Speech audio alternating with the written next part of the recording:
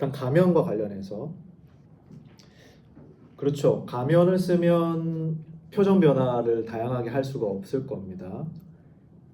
자, 거기서부터 우리가 두 가지 생각을 해볼 필요가 있는데 하나는 과거에 과면을 쓰고 하던 연극은 지금 우리가 표정 연기를 통해서 인물의 감정을 표현하는 식의 연극 혹은 연기와는 많이 다르다라는 거고요.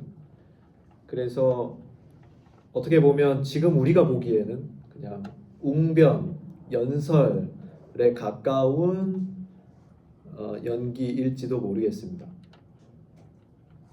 혹은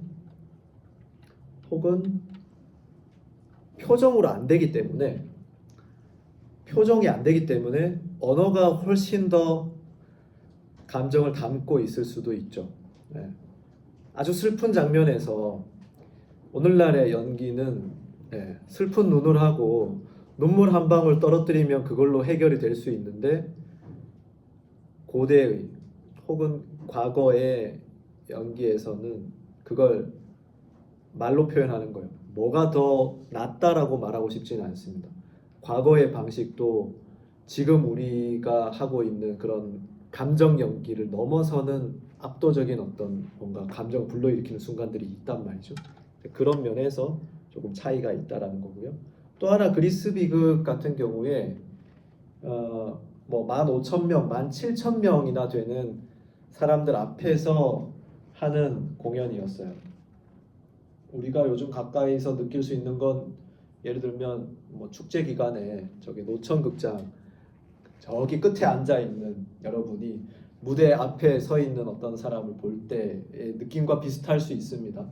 지금에서야 뭐 카메라가 있어서 그걸 크게 확대해서 보여주고 있지만 그런 것도 없던 시절이니까 사실은 얼굴 표정을 관찰할 수 있는 그런 환경 자체가 아니었다라는 것, 그것도 좀 생각해 볼 필요가 있겠습니다. 환경에 따라서 사실 늘 그런데 각 시대는 각 시대마다 어떤 가장 효과적인 어떤 방법을 늘 찾아낸다라는 점을 생각을 한다면 그때도 그들이 가지고 있었던 조건 하에서 최선의 어떤 선택을 할 수 있는 뭐 그런 측면이 있었겠지라는 기대, 좀 막연한 얘기일 수 있지만 그런 것들이 필요하다는 거고요. 마지막으로 요거는 좀 다른 얘기일 수 있는데요. 가면은 표정이 고정돼 있어요. 근데 이게 참 신기한 게 똑같은 가면인데 상황에 따라서 약간의 각도에 따라서 조명에 따라서 표정이 달라 보입니다. 그리고 그 표정이 달라 보이는 게 대사나 극의 흐름하고도 관련이 있는 거죠. 밝은 장면에서는 가면이 밝게 보이고 어두운 장면에서는 배우가 살짝 고개를 숙였는데 그게 확 그림자가 지면서 어둡게 느껴질 수도 있다라는 거. 뭐 이런 것들을 좀 같이 종합적으로 좀 생각해 볼 필요가 있겠다라는 겁니다. 오히려 역으로 그 시대의 연극은 지금 우리 시대 연극과 어떻게 다를까 이런 질문으로 가볼 필요가 있다라는 거고요.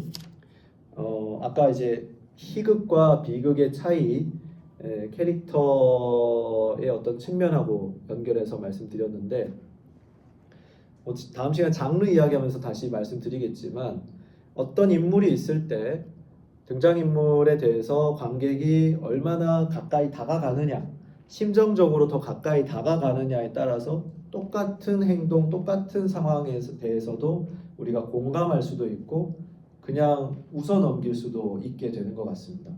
그렇기 때문에 희극은 뭐 목적 중에 하나가 이제 웃음이라고 말할 수 있고 그 웃음을 만들기 위해서는 일정한 거리가 필요하다는 거예요. 어쩔 수 없이 다음 시간에 이야기할 걸 다시 미리 잠깐 이야기하자면 예를 들면 가장 기초적인 수준의 슬랩스틱 코미디라고 몸개그 한번 생각해 봅시다. 꽈당 넘어지는 몸개그, 바나나 껍질에 미끌려서 꽈당 넘어지는 순간 그게 누군가에게는 굉장히 웃길 수 있고요. 누군가에게는 하나도 안 웃길 수도 있습니다. 웃길 수 있는 것은 몇 가지 조건이 갖추어졌을 때 이 사람이 나랑 상관이 없거나 이 사람이 다치지 않았을 거라는 확신이 있을 때 저기 멍청한 놈 이렇게 생각하면서 웃어줄 수 있죠. 그런데 그 사람이 나랑 가까운 사람이거나 혹은 나이가 많은 사람이거나 하면 우리가 웃을 수 있는 거리가 확보 안 되고 걱정이 되기 시작합니다. 걱정은 다른 말로 표현하면 공감일 수 있거든요. 아프겠다. 저러면 다치는데 이런 생각을 하기 시작하면 똑같은 상황도 웃을 수 없다라는 거죠. 그러니까 아까 제가 뭐 희극은 일반적이고 비극은 특별하다라고 말씀드렸는데 그 특별함이라는 것이 뭔가 공감을 불러일으키지 못한다는 측면에서 특별하다는 건 아니었어요. 매우 공감을 불러일으키는 어떤 특별함일 수 있는 거라고 오히려 역으로 생각해 볼 필요가 있겠습니다. 그러니까 특별하다는 말을 공감이 되느냐 혹은 일정한 거리를 두고 바라보게 하느냐의 차이로 일단 좀 더 생각해 보시자 이렇게 말씀드리고 싶네요. 자, 다음 질문 한번 받아볼게요. 예. 경제학 과신 다름이 아니라 교수님께서 캐릭터의 관계망을 설명해 주셨을 때 대립구도와 삼각구도를 예시로 들어주셨나요? 근데 제가 여쭤보고 싶은 건 교수님께서 예를 아까 들어주셨을 때 어벤져스 엔드게임 예로 들어주셨는데 저는 이 엔드게임이라는 영화가 대립구도와 삼각구도가 동시에 사용된 약간 스토리라고 생각이 되거든요. 설명을 드리면 대립구도라는 거는 시간의 흐름에 따라 인물 내적 변화라는 그러니까 이 대립구도와 그리고 이제 타노스와 아이언맨, 캡틴 아메리카라는 세 명의 인물의 주축이 된 세 명의 인물의 삼각구도가 복합적으로 사용된 약간 복합구도라고 생각되는데 결론적으로 스토리를 말씀드리면 이기적이었던 아이언맨은 자신을 희생함으로써 세계를 구했고 그리고 언제나 희생적이었던 캡틴 아메리카는 마지막에 자기 삶을 위한 선택을 하고 타노스도 과거에 대한 어떠한 사연이 존재하잖아요. 그런 것처럼 이렇게 대립구도와 삼각구도가 동시에 사용된 복합구도가 이렇게 저는 인물의 내적 변화와 인물의 대립 간의 이제 구도를 사용한 이런 복합구도가 있다고 생각하는데 교수님께서 떠오르시는 이러한 대립구도와 삼각구도가 동시에 사용된 복합구도가 예가 있는지 좀 여쭤보고 싶었습니다. 이거는 사실은 어떤 뭐 전형적인 예를 들기보다 오히려 저는 조금 더 일반화해서 말씀드리고 싶습니다. 지금 우리 신동현 씨가 말씀해주신 부분에 대해서 기본적으로 제가 다 수긍을 하는 입장에서 말씀드리고 싶은 부분인데 이 관계망이라는 말 자체를 컨스텔레이션이라고 쓰고 있어요. 이 컨스텔레이션 별자리라는 의미입니다. 기본적으로 하늘에 있는 수많은 별들이 있고 그 별들의 어떤 점들을 이어서 특정한 형체를 우리가 상상하곤 하잖아요. 그러니까 인물들도 작품 안에서 이렇게 별처럼 존재합니다. 그 별들을 이별과 이별을 이어서 대립구도를 찾아내고 여기에다가 하나 더 얹어서 삼각구도를 찾아내고 그러니까 이건 결국은 발견하는 사람의 몫이라는 거죠. 그러니까 대립구도로 볼 수 있는 걸 누군가는 한 인물 더 끌어내서 삼각구도로 파악할 수도 있고 어떤 사람은 삼각구도로 파악한 것을 다른 사람은 거기서 세 번째 조력자는 사실상 별로 중요하지 않다라고 판단하고 대립구도로 다시금 이해할 수도 있습니다. 지금 신동현 씨가 말씀하신 것처럼 대립이라고 하는 것을 이제 그 신동현 씨가 두 번째 이야기한 아이언맨과 캡틴 아메리카의 변화는 이제 내적인 변화이기 때문에 이건 캐릭터의 어떤 관계라기보다는 플롯의 문제일 수도 있긴 있는데 아무튼 외적인 관계 속에서 만들어지는 갈등보다 더 중요한 게 그 상황 속에서 인물이 어떻게 변화하느냐에 있다라고 누군가가 주장한다면 그게 또 타당성을 가질 수도 있다라는 거죠. 그러니까 결국은 이게 해석자의 몫이고 관객의 몫일 수 있다라는 겁니다. 똑같은 걸 보더라도 누군가는 거기서 그냥 액션 시퀀스에 더 관심을 가질 수도 있고 누군가는 인물의 변화되는 모습을 관심 가질 수도 있고 누구는 세 사람의 어떤 대비를 더 주목해서 볼 수도 있는 그런 측면이 있다라는 점 그런 점에서 별자리를 연결하듯이 여러분들이 그 인물의 관계를 파악하는 것 그 과정이 더 작품을 풍성하게 이해하는 방식으로 갈 수 있다면 사실은 어떤 것도 가능하다라는 말씀을 좀 드리고 싶습니다. 네. 네, 그렇게 말씀드리고 싶어요. 네. 그 사례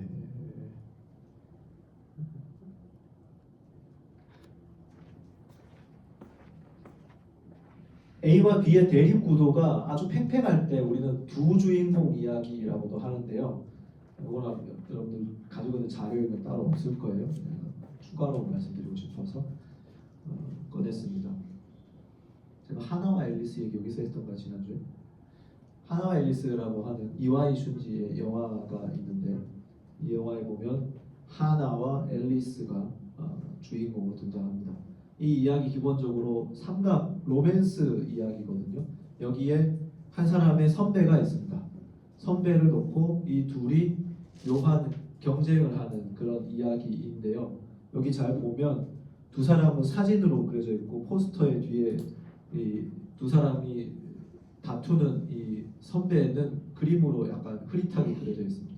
여기서 볼 수 있듯이 삼각 구도 플롯인데 사실은 더 중요한 건 이 두 사람의 관계라는 거죠. 사실은 그래서 삼각형이지만 둘이 더 중요한 뭐 그런 이야기로도 파악할 수 있는 작품. 뭐 그냥 삼각 로맨스물로 보자면 결국 그래서 누구랑 짝지어지는가 이게 더 중요할 수 있는데 사실 이 영화는 그게 전혀 중요하지 않고 실제로 마지막에 가면 그래서 그 샘바이는 도대체 어디로 갔는가 싶을 정도로 존재감이 미미해지고 결국은 두 사람의 우정이 더 주목되는 방향으로 이제 이야기가 끝이 납니다. 뭐 그럴 수도 있는 거죠. 그러니까 세 사람이 뭔가 미묘한 관계를 만들어내지만 그 안에서 우리가 혹은 특정한 사람이 더 보고 싶은 부분은 전혀 다른 것일 수도 있다라는 차원에서 여러분들이 이 인물 구도를 이해해 보시면 좋겠다라는 말씀도 드리고 싶습니다. 자, 혹시 뭐 다른 질문 또 있으실까요? 네. 그 앞쪽에서 이제 캐릭터들은 각자 유형이 있다고 말씀해 주셨고 유형, 예. 코미디아 델라르테라는 개념 그 영역들 말씀을 해주셨는데 예. 이제 각각 뭐 판탈론에는 상인, 네. 토레는 뭐 닥터 이렇게 예. 직업적으로 연결해 주시고 그 각각의 예. 성격이 뭐 예를 들어서 닥터는 박식할 수도 있지만 좀 네. 고지식할 수도 있다 이런 식으로 네. 설명을 해주셨는데 그러면은 도토레라는 그 단어는 딱 직업적인 그 부분에서 그치는 건지 아니면 그런 성격적인 특성까지 내포를 하고 있는 개념인 건가요? 실제 어떤 작품 속에서 그 사람의 이름을 도토레라고 쓸지는 모르겠어요. 아마 다른 이름이 있겠죠. 아까 자니의 이름 중에 하나가 알레키노였던 것처럼 도토레는 뭐 또는 어떤 아무개라는 이름이 있을 수 있을 겁니다. 근데 그 도토레가 가지고 있는 그 박사라고 하는 그 특성은 어떻게 보면은 뭐라고 해야 될까요? 직업적 특성이라고 해야 될까요? 성격적 특성이라고 해야 될까요? 뭐 그 사람이 그런 직위 직책을 가지고 있는 이상 따라오는 어떤 특정한 습성 같은 거라고 말할 수 있겠습니다. 어떤 전형일 수도 있겠죠. 편견일 수도 있고, 예, 어떤 코미디에서 교수라는 어떤 존재가 등장한다고 생각해 봅시다. 그러면 그 존재에게 부여하고 싶은 여러분들이 부여하고 싶은 속성이 있을 겁니다. 뭐 그거랑 비슷하게 하지 않을까라고 말할 수 있겠죠. 물론 그게 실제 삶 속에서 뭐 박사든 연구자든 교수든 그 사람이 가지고 있는 모든 속성을 다 아우르는 건 아닐 거예요. 그렇게 하면 이제 웃지 못할 테니까 웃을 수 있는 부분을 딱 떼서 이렇게 증폭시키고 부각시키는 거라고 생각하는 게 더 바람직할 수 있겠습니다. 물론 새로운 작품들, 새로운 시도는 이때까지 그 영역에 넣지 않았던 어떤 지점들을 가지고 와서 이 부분도 잘 봐라, 이거 얼마나 웃기냐라고 할 수 있는 작가가 혁신적인 작가일 수 있겠지만요. 일반적으로는 사람들이 의뢰히 생각하는 어떤 요소들 먼저 생각하는 게 필요할 것 같다, 이런 말씀드리고 싶네요. 예. 자,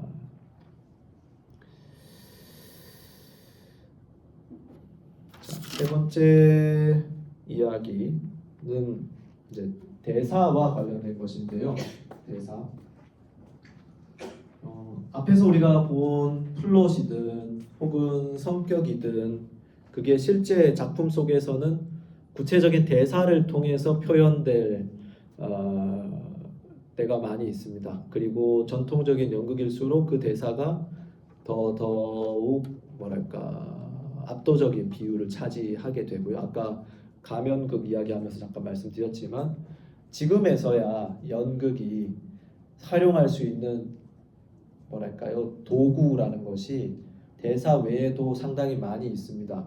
뭐 표정 연기도 그 중에 하나일 수 있고 조명일 수도 있고 음향일 수도 있고 혹은 특수 효과일 수도 있는데 이렇게 시간을 거슬러서 고대로 가면 갈수록 그런 요소들이 존재하지 않았거나 혹은 사용할 수 없었기 때문에 시적인 대사들을 더 적극적으로 활용하는 형태의 공연이 많이 있었고 그만큼 말이 전체 드라마에서 차지하는 비중이 상당히 컸었죠. 그러다 보니까 오랜 기간 동안 드라마가 곧 문학의 일부로 여겨지고 그래서 문학으로서 연구가 오랫동안 되었습니다. 셰익스피어 지금도 영문과에서 연구하는 중요한 분야가 되었고 몰리에르, 라신, 다른 어떤 작가들도 그러한 형편에 있는 것이죠. 물론 실제 셰익스피어의 연극은 대사 이외의 나머지 부분들도 분명히 있었을 거고요. 우리가 시비아 이야기하면서 말씀드렸던 것처럼 누가 그 역할을 맡았느냐의 문제도 있을 거고 무대 구조에 따르는 어떤 특성들도 거기에 있었을 것이고 셰익스피어 공연에 절대 빠지지 않았던 음악 그리고 음악과 함께 춤 그리고 매 공연에 등장했었던 어릿광대 이런 요소들이 분명히 관객들에게 큰 즐거움과 어떤 의미를 전달했을 겁니다. 그런데 그런 부분들은 책에 안 쓰여져 있으니까 쉽게 잊혀지고 대사에 우리가 집중하게 된 그런 측면도 있죠. 그래서 사실은 20세기 이후의 현대 연극 학문 분야에서는 대사 이외의 측면에 대해서 더 관심을 가지고 그것이 가지고 있는 소위 연극적인 속성들을 밝히려고 오랫동안 노력을 하고 있는데 또 그렇다고 해서 대사가 가지고 있는 의미나 중요성을 우리가 무시하면 안 된다라는 측면에서 대사라는 이야기를 마지막으로 좀 해보려고 합니다. 자, 그 이야기 하기 위해서 몇 가지 아리스토텔레스의 시학과 그리고 호라티우스 시학에 있는 말을 좀 생각해 보려고 해요. 연극은 여기 위에 있는 서사시와 다르게 무대 위에서 실제로 어떤 사건을 직접 재연하고 실현하는 장르라고 할 수 있습니다. 서사시 혹은 여러분들이 알고 있는 판소리 같은 경우에는 소리꾼이 한 사람이 이야기를 쭉 풀다가 중간에 그 인물의 목소리를 직접 전달하기도 하고 다른 인물의 목소리를 전달하기도 하고 이렇게 오고 가는 장르라는 말이에요. 그래서 여기 보시면 시인은 호메로스, 서사시인 호메로스가 한 것처럼 때로는 서술체로 때로는 작중인물이 되어 말할 수 있고 모방자들, 배우라고 바꿔서 표현할 수도 있습니다. 배우로 하여금 모든 것을 실현하게 할 수도 있다. 자, 1번이 말하자면 서사시고요. 3번이 말하자면 연극입니다. 2번, 그러한 변화 없이 처음부터 끝까지 서술체로만 말할 수 있다. 이건 말하자면 신문 기사 같은 겁니다. 몇 월 며칠 누가 뭘 했다. 이렇게 서술로만 할 수도 있고 서술하다가 중간에 그 사람의 목소리를 직접 전달할 수도 있고 연극같이 처음부터 끝까지 그 사람의 목소리를 완전히 대변하는 배우가 등장해서 그 상황을 재현할 수도 있다라는 거죠. 다음 사례를 보면서 조금 더 설명드리는 게 더 적합할 수도 있겠습니다. 자, 호메로스 일리아스에 있는 헥토르와 아킬레우스의 전투 장면입니다. 이걸 호메로스가 이렇게 표현하고 있습니다. 그는 이렇게 말하고 그림자도 긴 창을 번쩍 쳐들고 던졌다. 그러나 영광스러운 헥토르가 똑바로 보고 있다가 피해 버렸으니 앞을 보며 주저앉은 것이다. 서술이 이루어지고 있죠. 전투 장면을 서술하고 있습니다. 그러다가 이어서 헥토르의 목소리를 시인이 직접 이렇게 말로 전합니다. 빗맞췄구나 신과 같은 아킬레우스여, 그대는 안다고 생각하지만 아직은 내 운명에 관해 제우스에게 들어 알지 못하겠구나 등등등. 이번에는 내가 내 가슴에 창을 똑바로 밀어 넣어라. 이번에는 그대가 내 청동 창을 피해보라 라고 하면서 이번에는 헥토르가 일어나서 자기 창을 아킬레우스에게 던지는 직전의 상황을 제 목소리로 전합니다. 왔다 갔다 할 수 있는 거죠. 소설, 오늘날 우리가 보는 소설이 이렇습니다. 사실 서술하는 부분, 어떤 목소리를 직접 인용하는 부분, 간접적으로 서술하는 부분이 적절히 효과적으로 섞여 있는 것.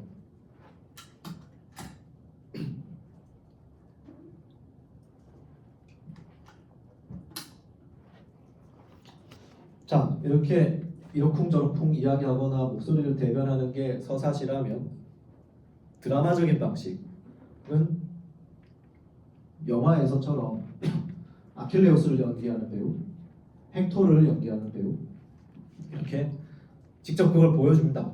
뭐 서술 필요 없이 영화는 그 장면을 찍어서 우리에게 화면으로 보여주는 것이고 무대에서는 배우가 직접 그것을 실현하는 것이고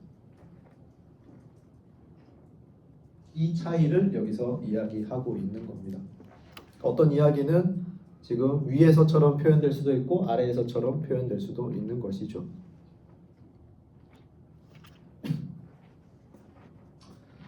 그런데 연극은 이 실현의 방식과 보고의 방식을 또 연극 안에서도 또 뒤섞어서 사용할 수 있다는 것이 또 흥미로운 부분인데요.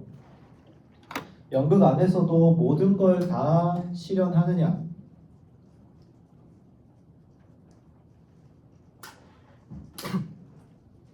그렇지 않고 어떤 것은 직접 보여주고 어떤 것은 전령, 메신저가 와서 그 이야기를 대신 전달해 주기도 합니다.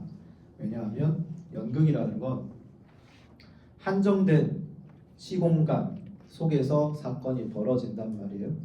그러면은 과거, 옛날에 있었던 일이라든지 지금 여기가 아닌 다른 바깥에서 일어나는 일들은 여기 있는 사람들로 재현할 방법이 없죠.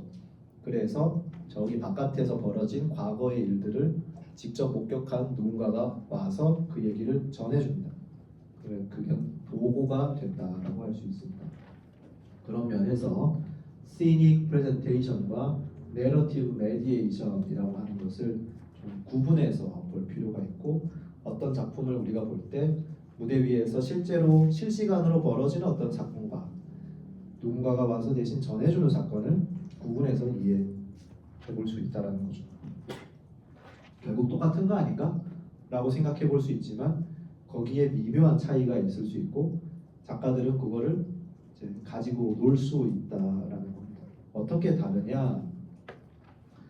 자, 무대 위에서 실제로 벌어지는 시닉 프레젠테이션 같은 경우에는 오픈, 관객의 접근이 열려 있다라는 측면에서 오픈입니다. 관객이 눈으로 보고 귀로 들을 수 있는 사건이 무대에서 직접 펼쳐진다라는 점에서 오픈이라는 거고요. 내러티브 메디에이션 같은 경우에는 관객이 지금 볼 수 없는 어떤 사건이기 때문에 감추어진 어떤 사건을 누군가가 대신 전달해 준다.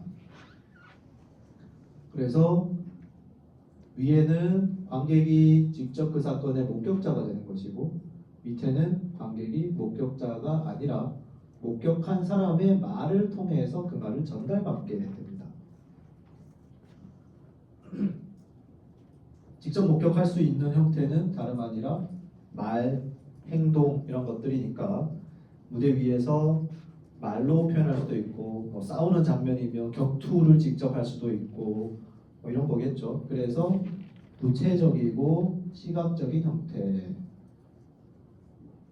그리고 객관적인 성격을 가진다. 모두가 어떤 사건을 목격합니다. A와 B가 싸워요. A가 B를 때렸다. A가 B의 뺨을 때렸다. 이런 상황을 한번 생각해 봅시다. A가 B의 뺨을 때렸다. 여러분들이 그걸 목격했다면 누가 지금 이 장면을 대신 실현하기 위해서 저를 도와주실 분 혹시 계실까요? 원한다면 그분이 A를 하고 제가 B를 하겠습니다. A가 B를 때렸다라고 했어요. A가 B를 때렸다. 이런 상황이라고 생각해 봅시다. 여러분들이 그 상황을 지금 직접 목격했다면 찰싹거리는 소리도 듣고 때리는 행위도 목격을 하셨을 겁니다. 그래서 여러분들이 제대로 봤다면 A가 B를 때렸다라고 여러분들이 증언할 수 있게 되죠. 근데 이게 저기 밖에서 벌어진 일이고 누군가가 목격자라는 사람이 와서 이렇게 말하는 겁니다. A가 B를 때린 게 아니고요. A는 그냥 손을 이렇게 들고 있었는데 B가 와서 자기 얼굴을 들이받았습니다. 이렇게 말할 수도 있어요. 그렇게 얘기하면서 A가 B를 때린 게 아니라 부딪힌 거다. 폭행 사건이 아니다. 단순한 접촉 사고다라고 누군가가 말할 수도 있다라는 겁니다.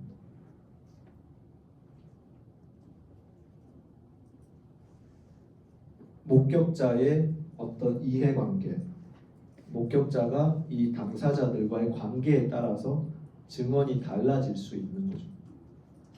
누군가는 정반대로 얘기할 수도 있습니다. A가 자기 뺨으로 B가 자기 뺨으로 A의 손을 때려서 A 손이 부러졌습니다.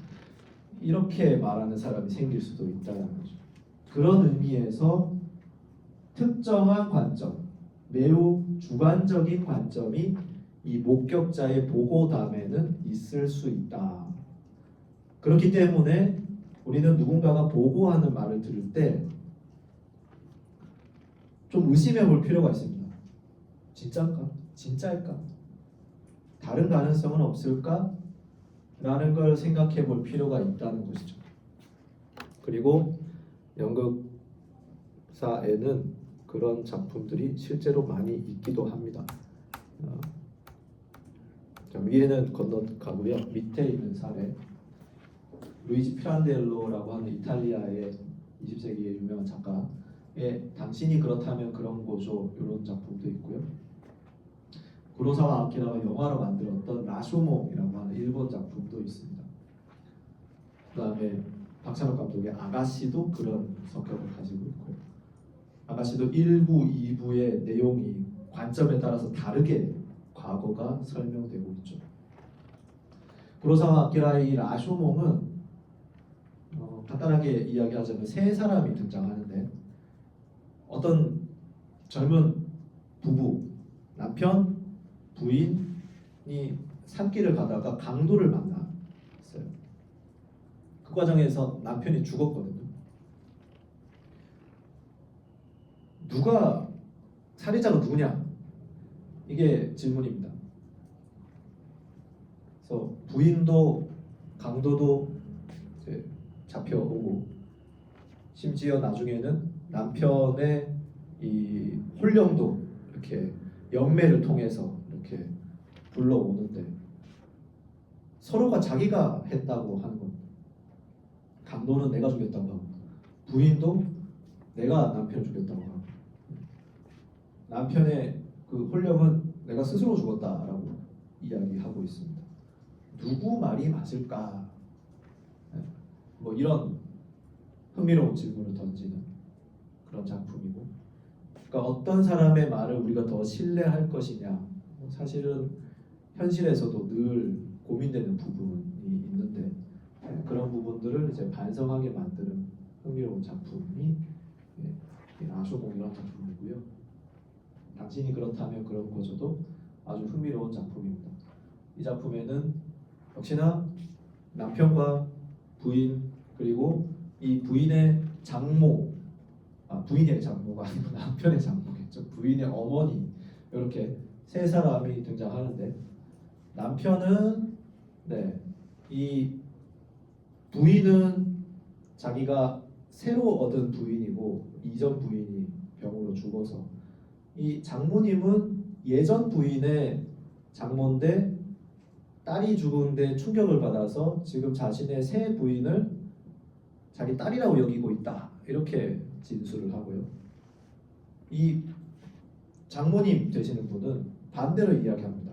사실은 이 딸이 자기 딸이 맞고 원래 두 사람이 부부였는데 이 남자가 어느 날 이제 정신적으로 문제가 생겨가지고 이 부인을 다른 사람으로 인지하고 있다 이렇게 말을 하면서 누구 말이 맞느냐 가지고 막 그 마을에서 이 사람은 이 말이 맞다, 저 사람은 저 말이 맞다 가지고 막 싸웁니다.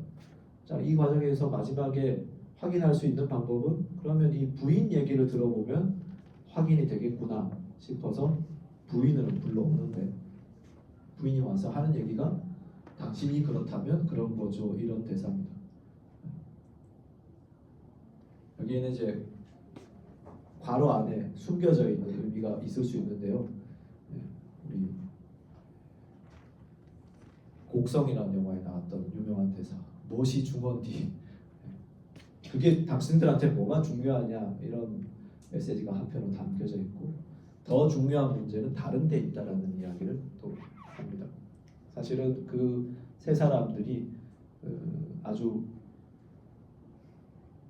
지진인가 화산 때문에 마을이 완전히 사라져서 이 마을에 새롭게 온 사람들이고 어떻게 보면 이제 참사, 사회적 참사의 피해자라고 할 수 있는 사람들이에요.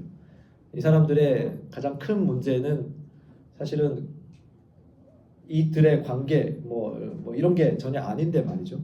그 지역의 마을 사람들이 아주 사소한 데 집착을 해서 진실을 파헤치려고 하는 어떤 그런 모습을 꼬집는 그런 작품이 되겠습니다. 그러니까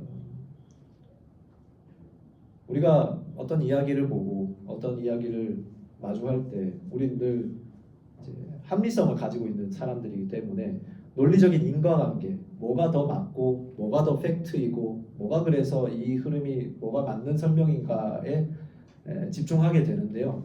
때로는 그게 사실은 별로 중요하지 않고 더 중요한 건 다른데 숨겨져 있거나 밑에 깔려 있는 경우가 있다는 걸 이 작품은 이제 보여준다라고 말할 수 있겠습니다. 자, 다시 돌아와서 이야기를 한 이유는 바로 이 프레젠테이션의 방식에 따라서 어떤 이야기의 진실성이 달라질 수 있다라는 측면 때문이었습니다.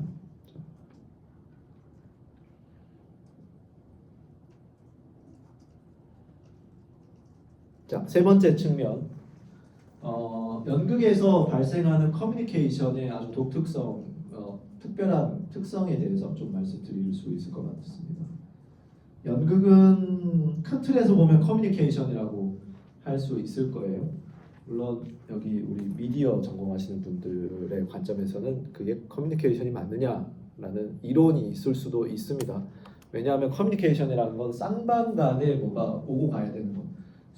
발신자와 수신자 사이의 상호소통을 전제로 하는데 연극에서 발생하는 이 통신은 무대 위에서 일방적으로 전달되고 객석에서는 그걸 받아들이기만 하는 뭔가 약간 일방향적인 어떤 측면이 있으니까 이게 과연 커뮤니케이션이 맞느냐? 커뮤니케이션이라기보다는 자극과 반응이라고 하는 조금 더 그 이전 단계의 어떤 형태가 아닌가 뭐라고 하는 어떤 그런 이론도 있는데 그럼에도 불구하고 현대의 연극학에서는 관객들이 특별히 언어적으로 반응하지 않지만 무대를 바라보면서 반응하는 어떤 비언어적인 것들 이런 것들을 중요하게 생각하고 때로는 공연이 바로 그 관객들의 비언어적인 반응과 참여를 작품의 완성에 전제하고 공연을 작업하기 때문에 이걸 이제 커뮤니케이션으로 보는 입장이 조금 더 우세한 것 같아요.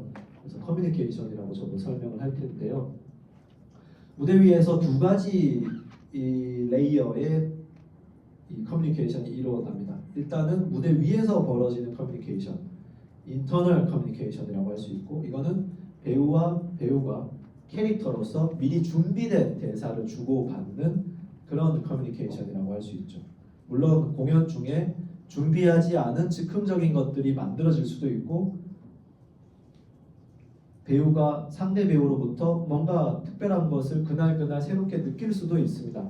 하지만 기본적으로 준비된 것을 한다라는 점을 생각해 볼 수 있는데 이 모든 내적인 소통, 인터널 커뮤니케이션은 근본적으로 무대 바깥에 사실 이 대화에 참여하지 않는 관객들이 들을 수 있도록 하기 위한 모든 배려, 고려가 이루어져 있습니다. 말소리 크기부터 그 다음에 동선, 어떤 세부적인 선택들에 이르기까지 모든 것들이 지금 대화하고 있는 이쪽 사람과 함께 저쪽 바깥에서 그것을 보고 있는 사람들까지 고려된 계산 속에서 만들어지는 거라는 거죠. 그래서 단순하게 이야기하자면 내적 소통은 외적 소통을 위해서 존재하고 준비되어 있는 것이다 라고 말할 수가 있습니다. 그래서 거기서 만들어지는 고유한 연극적 약속 같은 것들이 있어요. 예를 들면 무대 위에서 어떤 인물이 자기의 내적인 갈등, 우리 인간 모두가 내적 갈등을 합니다. 오늘 저녁에 뭐 먹을까부터 해가지고 내적 갈등을 하죠. 하지만 그걸 입 밖으로 말하지는 않잖아요. 하지만 무대 위에 있는 인물은 내적인 갈등을 말로 합니다. 사느냐 죽느냐 그것이 문제다로 시작하는 햄릿의 고뇌들 말로 표현하는 이유는 말하지 않으면 관객들이 그걸 알 수가 없기 때문인 것이죠. 관객들 들으라고 내면의 갈등을 말로 표현합니다. 그런가 하면 무대 위에서 인물들 간에 귓속말로 소근소근 뭔가 이렇게 자기들끼리 아는 말들을 할 때도 있죠. 근데 귓속말이 관객들한테 들릴 만큼 크게 이루어집니다. 근데 무대 저쪽에 있는 사람은 그 말을 또 못 듣는 상황이 또 벌어지는 거예요. 그러니까 사실은 물리적으로 이야기하면 관객들이 들을 수 있다면 무대에 가까이 있는 다른 배우가 못 듣는다는 게 말이 안 되죠. 하지만 그것도 일종의 약속이라고 할 수 있고 관객을 이 커뮤니케이션에 참여시키는 방식이라고 이야기할 수 있는 거다. 그렇게 이해하시면 좋겠습니다. 자, 그런 측면에서 이러한 대사의 유형들을 하나씩 좀 살펴보려고 하는데요.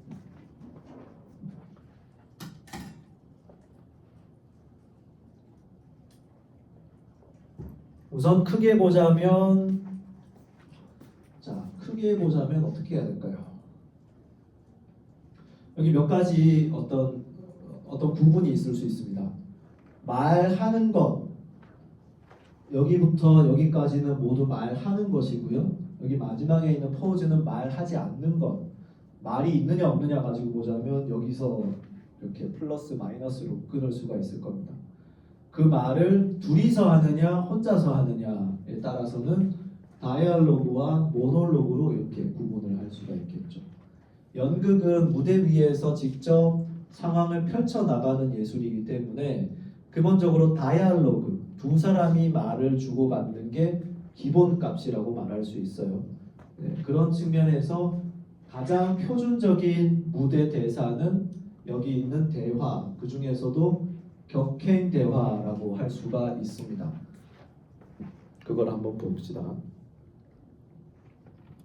자, 격행 대화, 스티코미티아라고 하는 것은 우리말로 더 쉽게 풀면은 한 줄씩 주고받는 대사라고 할 수 있습니다. 한 줄 주고받기. 지금 보시면 주황색 대사와 검은색 대사가 번갈아 가면서 쭉 이어지고 있는 게 보이실 겁니다. 이거는 그리스 시대의 대사고 이때만 하더라도 대사가 시로 되어 있었고 시는 일정한 음절 수를 갖추기 때문에 지금 보시면 글자 수도 비슷하게 만들어지는 거예요. 이건 물론 이제 그리스어를 우리말로 옮기는 과정에서 더 늘어나고 줄어드는 측면도 있겠지만 번역자가 그것만까지도 고려를 해서 비슷하게 번역했다고 볼 수 있습니다.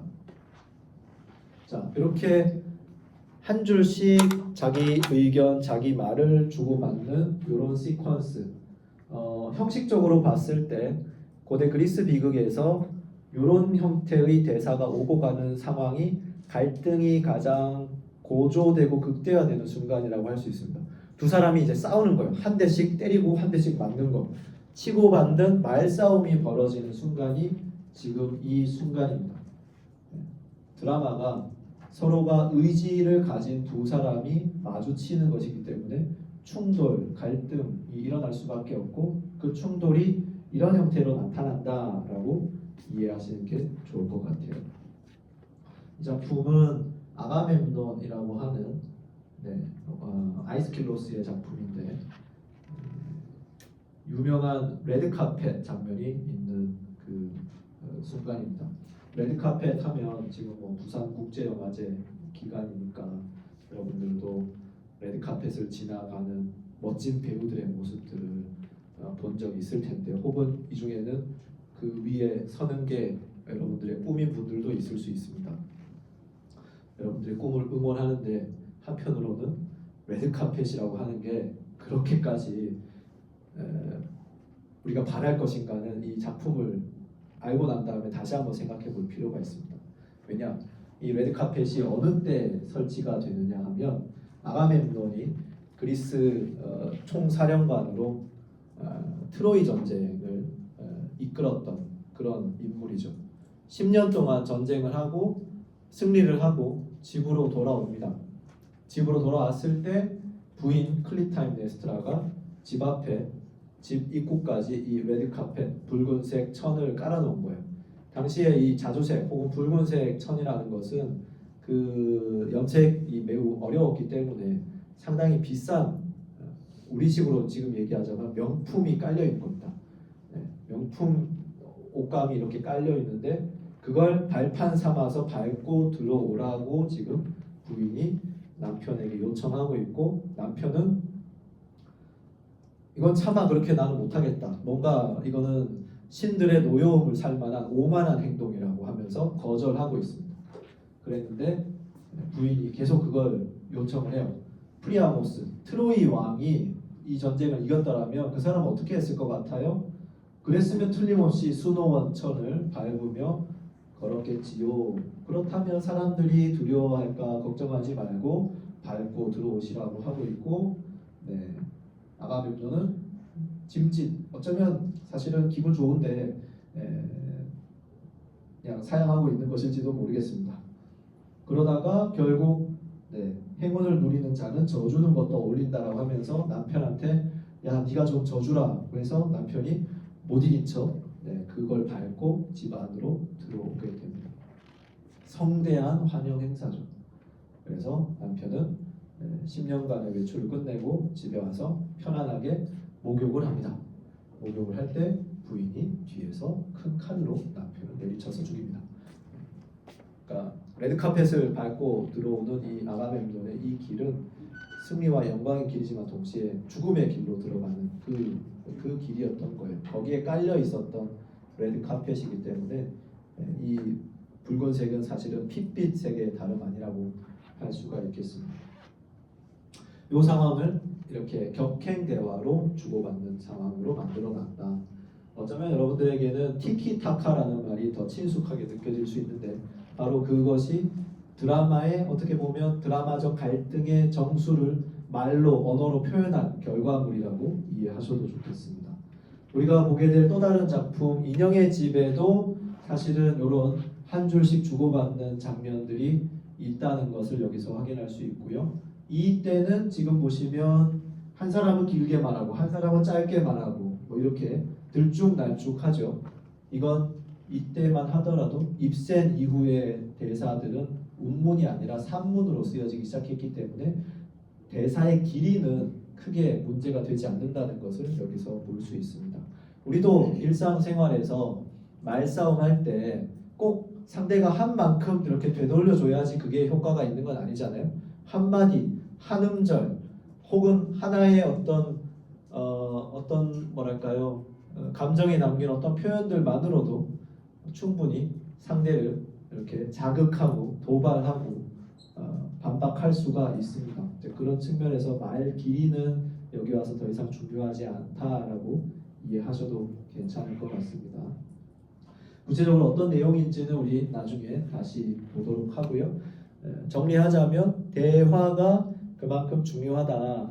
한 줄씩 주고받는 게 가장 극단적인 사례라고 할 수 있고요. 이게 조금 더 확장되면 더 길게 말하고 짧게 말하고 한참 말하고 뭐 중간쯤 말하고 뭐 얼마든지 다른 여러 가지 베리에이션 변이들이 있을 수 있을 겁니다. 그런 것들 포괄해서 대화라는 것은 인물과 인물 사이의 갈등을 표현하는 드라마의 가장 교과서적인 방식이다. 이렇게 이해하시면 좋겠습니다.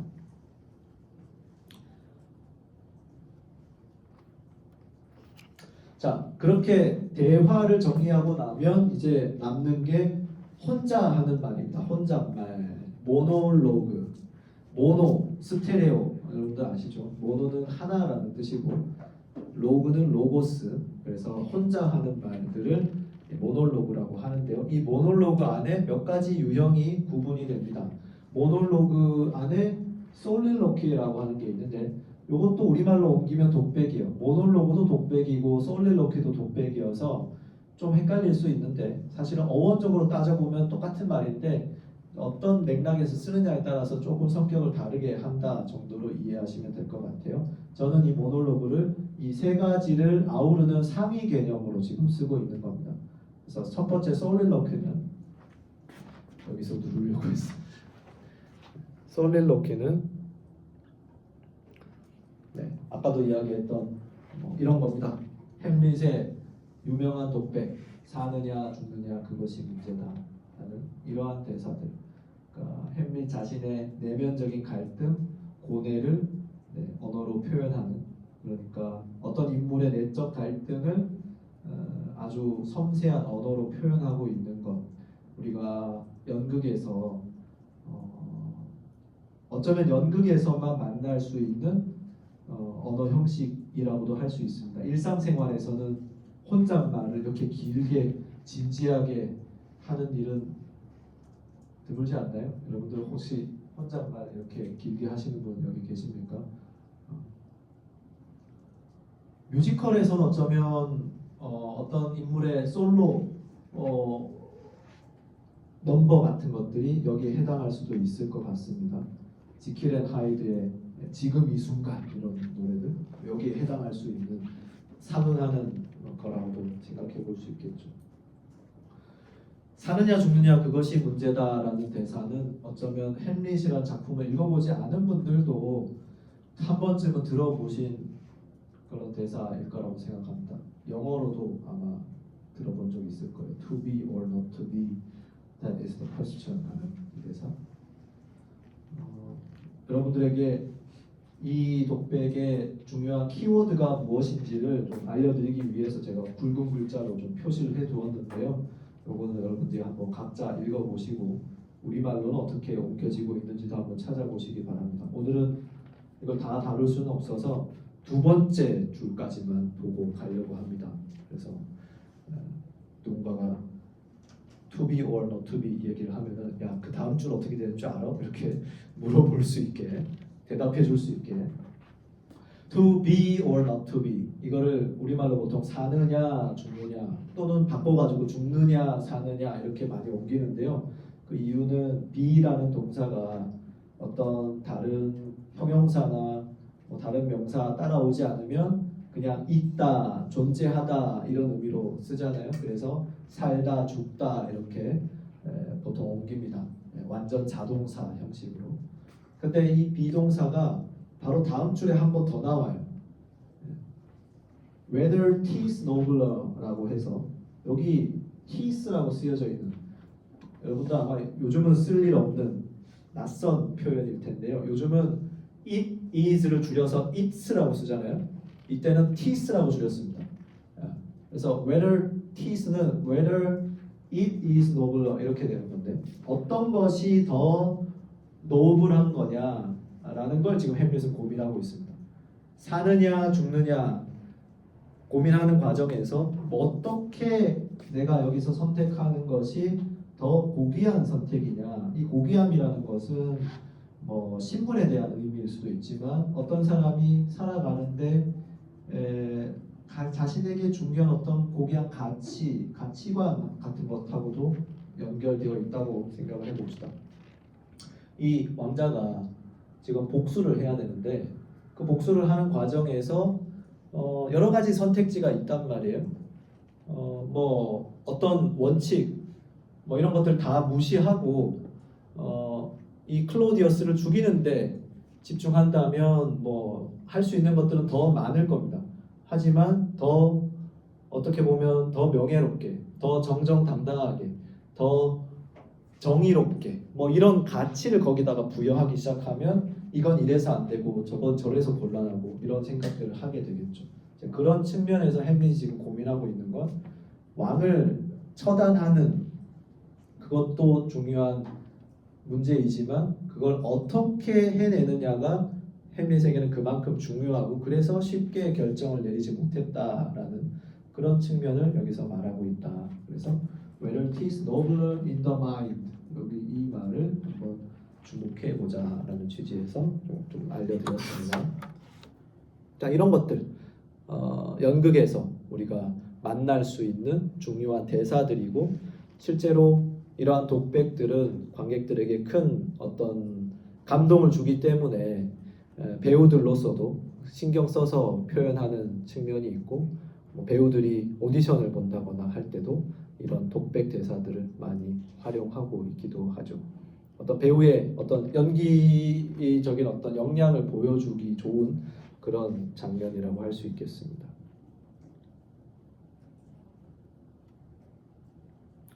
자, 이번에는 독백이 아니라 방백이라는 건데요. 방백. 독백은 지금 말씀드린 솔릴러키라고 하는 것은 어떤 인물의 내적인 갈등을 겉으로 표현하는 방식이라면 방백이라는 건 그거보다 훨씬 더 단순한 형태입니다. 그런데 연극적 약속에 의해서 지금 이 말이 무대 위에 있는 다른 사람에게는 들리지 않고 관객들에게만 들리는 것이거나 혹은 옆에 있는 사람에게만 전하는 그런 메시지라는 거죠. 엄밀하게 말하면 이 말은 관객에게 들리지 않아야 할 겁니다. 귓속말이니까요. 그런데 관객들이 들어야 그 내용에 참여할 수 있기 때문에 그 방백을 그 귓속말을 관객들에게는 소리나게 전달하고 있다라는 거죠. 어떤 청각이라고 하는 물리적인 법칙을 여기서 연극적 관습이 뛰어넘는 순간이라고 말할 수가 있습니다. 그래서 이런 대사들 지금 햄릿 5막에서 마지막에 햄릿과 레어티즈가 결투를 하고 있는데 검술 경기를 하고 있는데 이 검술 경기는 클로디어스가 레어티즈와 더불어서 햄릿을 죽이기 위해서 만들어 놓은 함정입니다. 그래서 그 검술에서 사용하고 있는 칼에도 독이 묻혀져 있고 왕이 따로 준비한 포도주에도 독이 들어가 있는 상황입니다. 그래서 왕은 햄릿이 경기 중에 상처를 입어서 독살되든지 혹은 중간에 목이 말라서 음료를 마시다가 또 독살되든지 어느 쪽으로 해도 햄릿이 죽는 방향을 지금 함정을 파놓은 거예요. 근데 이게 왕이 뜻한 대로 잘 진행이 안 됩니다. 햄릿이 의외로 칼싸움을 너무 잘하는 거예요. 그래서 레어티즈가 오히려 밀리고 경기는 계속 진행이 되고 있는 상황인데 이 상황에서 햄릿의 어머니이자 왕비인 거트루드가 햄릿을 위해서 그 포도주 잔을 들고 건배 대신 이제 축배를 들려고 합니다. 그래서 왕비가 너의 행운을 위해서 건배한다. 햄릿은 전혀 모르고 있기 때문에 고맙습니다라고 하고 있고 클로디어스는 거트루드에게 마시지 마라라고 합니다. 뭐 표면적인 이유는 왕자를 위해서 준비한 거니까 당신이 마시면 어떡하겠냐라는 거지만 속내는 그게 아니죠. 거트루드가 미안하다고 하면서 하지만 자기가 마시겠다라고 하고 마십니다. 마시는 순간 클로디어스가 이런 말을 합니다. 독약 넣은 잔인데 너무 늦었구나. 이 말이 다른 사람에게도 들리는 다른 인물에게도 들리는 대사였다고 생각해 보십시오. 그 순간 자신의 범행을 자백하는 대사가 되지 않겠습니까? 그리고 엄청난 내용을 말했기 때문에 나머지 사람들이 놀라면서 반응을 해야 마땅한데요. 아무도 거기에 반응을 안 해요. 아직 마실 수가 없군요. 잠시 후에라고 하고 겉으로도 본인도 전혀 눈치를 채지 못하고 있습니다. 이 말은 다시 말해서 클로디어스의 이 말, 독이 든 잔인데라고 하는 말이 관객들에게는 들리지 않고 이 왕 본인의 혼잣말 혹은 속생각이 순간 튀어나오고 있는 거라고 우리는 이해해야 됩니다. 제가 이해해야 됩니다라고 하는 말이 여러분들에게 좀 낯설 수 있어요. 방백이라고 써놨으면 그런 거 아니야? 라고 생각할 수 있는데요. 이 방백이란 표시가 셰익스피어의 원문에는 없습니다. 그러니까 어떤 말을 방백으로 할 거냐, 일반적인 대사로 이해할 거냐라는 걸 현대 작가들은 미리 써놓을 수 있는데 과거로 거슬러 올라갈수록 그런 표시 자체가 없을 수 있거든요. 그러니까 이게 해석의 영역이 됩니다. 해석을 그렇게 할 수 있는 이유는 아까도 말씀드렸지만 결정적인 대사가 있는데 그 뒤에 나머지 인물들이 아무런 반응을 보이고 있지 않기 때문에 역으로 이거는 이 사람들이 들을 수 있는 말이 아니었구나라고 해석하고 그래서 방백이다 이렇게 결론 지을 수 있게 된다라는 것이죠. 네. 방백이라는 것이 그런 측면에서 좀 유동적인 측면이 있는데 어쩌면 이걸 더 적극적으로 활용한다면 어떤 대사를 인물에게 들리게 말하고 있는 거냐 아니면 이 사람들 듣지 못하는 방백으로 처리할 거냐를 매 작품마다 연출가들이 혹은 배우들이 다르게 해석할 여지도 있다라고도 생각해 볼 수 있겠습니다. 그러니까 어떤 연극을 공연한다는 것은 이런 해석을 새롭게 한다라는 의미까지 담겨져 있다라고 말할 수가 있는 것이죠.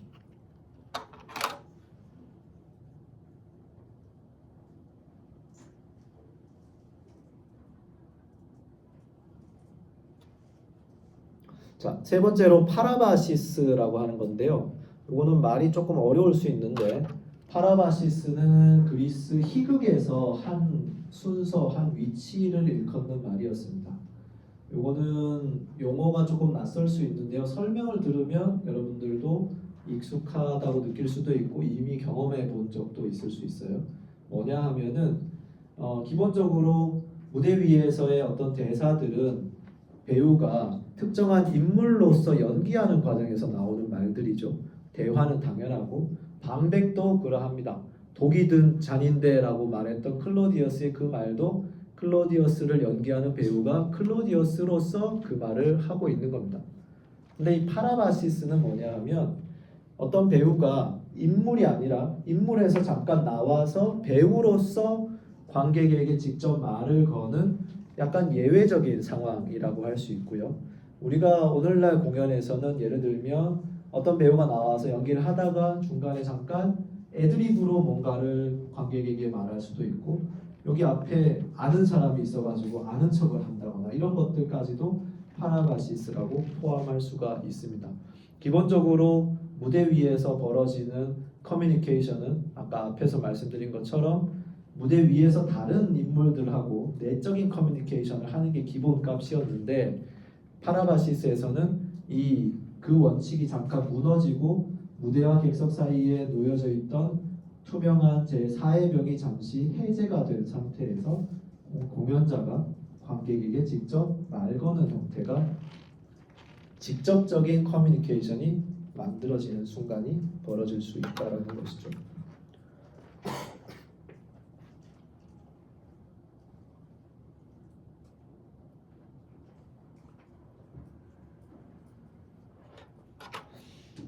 그래서 지금 이 사례에 보면은 아리스토파네스가 구름이라는 작품에서 이 파라바시스를 진행하고 있는데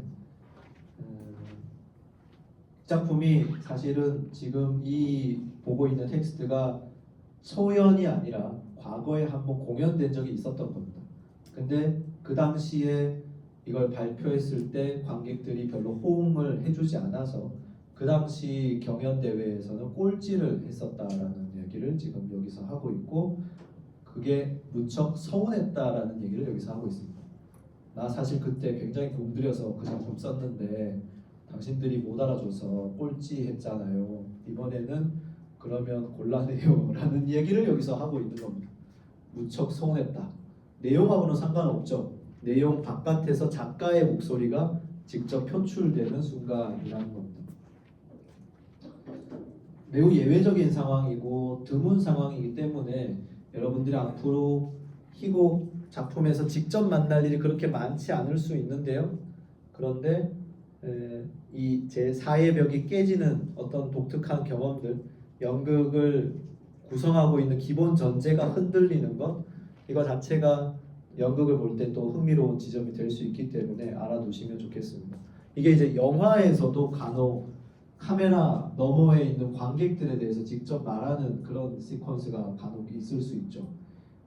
데드풀 같은 작품에서 저기 너머에 대해서 이야기를 한다거나, 만화책에서 뭐 독자를 의식해서 갑자기 캐릭터가 누구에게 말 거는 거, 도대체 그러면 옆에 있는 캐릭터 너 지금 누구한테 말하는 거야? 뭐 이런 식의 장면이 나올 수도 있습니다. 만화책이라고 하니까 굉장히 옛날 사람 같이 느껴지네요. 웹툰이라고 급하게 바꿔보겠습니다.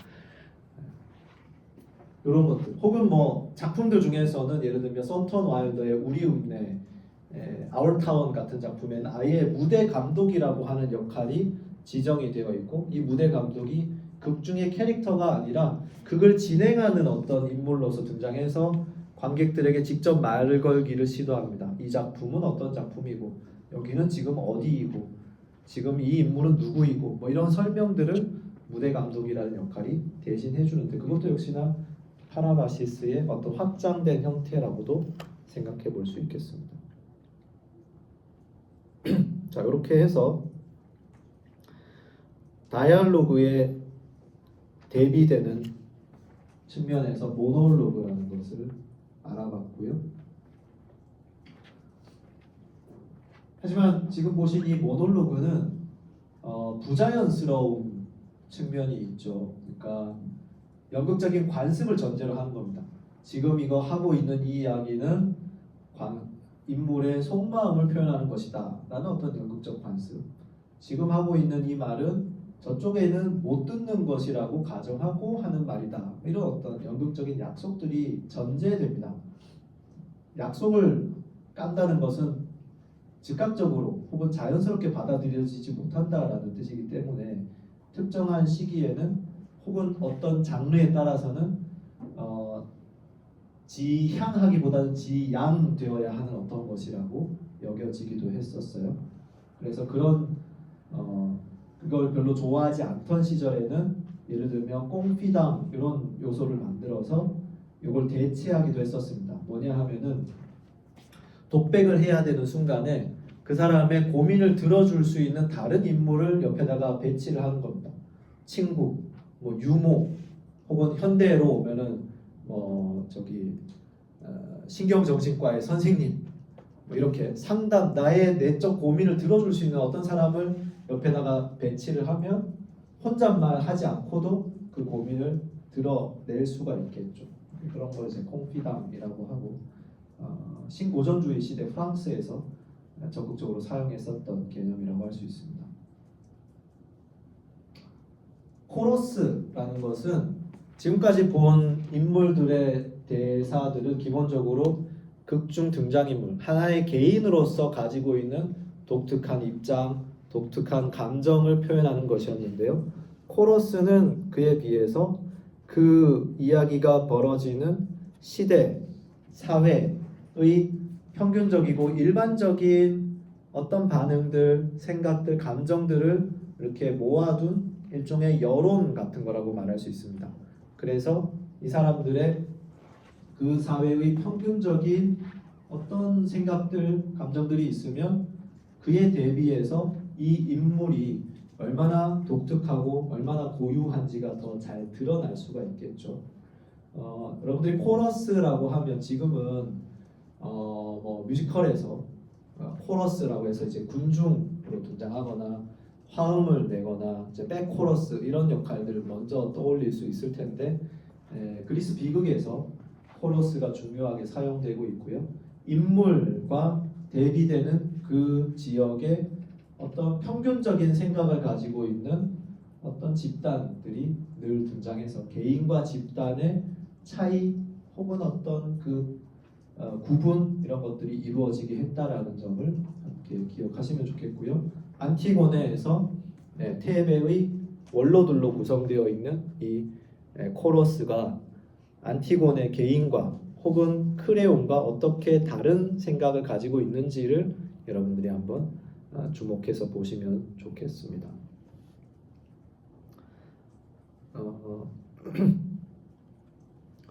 메신저 그 다음 얘기. 아까 전령 이야기는 제가 보고 이야기하면서 한참 말씀드렸는데 그 사례, 흥미로운 사례 중에 하나가 이 엘렉트라라는 작품에 등장합니다. 아까 말씀드렸죠. 보고자가 하는 내용은 그게 참말인지 거짓말인지 좀 의심하면서 볼 필요가 있다. 그 대표적인 어쩌면 극단적인 사례가 여기 등장하는데요. 굉장히 실감나게 이 오레스테스의 죽음에 대해서 쭉 이야기를 해주고 있는데요.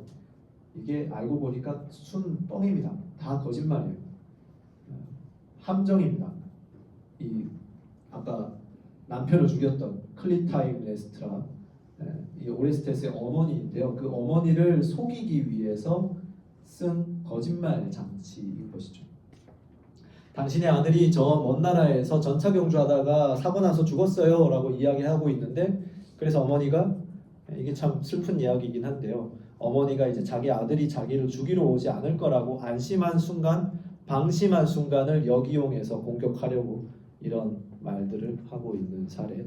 메신저라는 것이 얼마나 진실성에 있어서 문제가 될 수 있는지를 보여주는 사례입니다. 마지막은 간단하게 언급하고 마무리할게요. 자, 이아고가 하고 있는 이 대사, 지금부터 나는 결코 말을 하지 않겠다. 여러분들 중에서 저한테 이런 생각을 가지고 계신 분도 있을 것 같아요. 좀 그만 얘기하고 끝내지. 어떤 대사들은 때로는 말하는 것보다 말하지 않는 것이 더 큰 힘을 가질 때가 있습니다. 오셀로라고 하는 이 작품에서 오셀로가 마지막 순간에 가장 궁금한 거, 이하고 너 도대체 나한테 왜 그랬어? 너무 궁금한 거예요. 이하고의 말에 빠져들어서 오셀로는 결국 사랑하는 부인을 자기 손으로 죽이게 되는데요. 마지막 순간에 자기 죄를 인정하면서도 이하고에게 묻고 싶습니다. 나한테 도대체 왜 그런 거야? 나를 왜 이렇게까지 한 거지? 라고 묻는데 이하고는 당신이 알아야 될 건 다 안다. 나는 아무 말도 안 할 거야 이제부터. 말을 닫아버립니다. 입을 닫아버립니다. 이래서 그랬어, 저래서 그랬어 라고 말하는 것보다 아무 말도 안 하는 게 그런 의미에서 더 충격적인 거예요.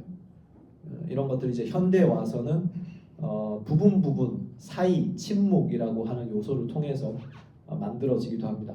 대화라고 하는 거, A가 이렇게 얘기하면 B가 받아주고, 아까 티키타카 하나 둘씩 이렇게 주고받는 게 있어야 되는데 분명히 말했는데 이쪽에서 아무 말도 안 하는 겁니다. 익십, 여러분도 잘 알잖아요. 그게 어떤 의미를 가지는지. 그런 효과가 드라마 안에서 대사라는 측면에서 만들어지고, 그 침묵 안에 관객들은 다른 많은 의미를 집어넣거나 만들어낼 수 있게 된다.